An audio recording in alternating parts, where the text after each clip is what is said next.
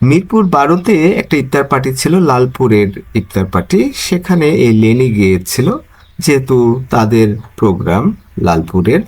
আর এই লেনি হচ্ছে আমার বন্ধুর ভাতিজি আর সারিয়া কবুরের দ্বিতীয় স্ত্রী।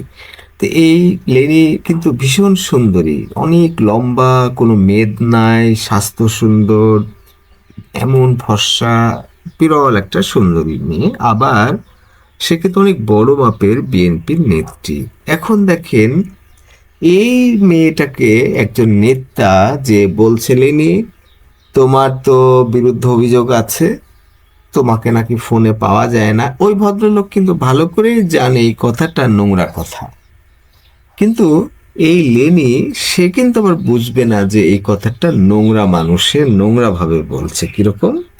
সেটা হলো যে সক্রেটিসের মতো সেরা ব্যক্তি হলে কি করতো, লেনি তুমি তো অনেক সুন্দরী, অনেক লম্বা, অনেক আকর্ষণীয়, আবার এত বড় নেত্রী, এত অভিজাত, তোমাকে হাজার হাজার ছেলেরা পছন্দ করে, সবাই ফোন করতে চায়।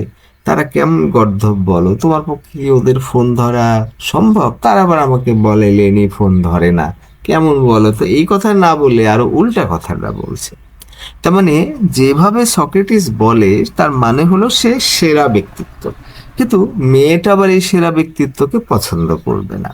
তাহলে মেয়েদের কি জরুরি শেখার? সেটা হলো যে সক্রেটিস যেভাবে কথা বলে, এইভাবে যে ব্যক্তি কথা বলে, তাকে পছন্দ করতে হবে। তখন হবে কি, এই লম্পট বদমাইশরা যখন বাদ পড়ে যাবে, তখন আস্তে আস্তে তারা আবার শিখবে যে না, এইভাবে কথা বললে মেয়েরা ধরে ফেলে যে তারা লম্পট।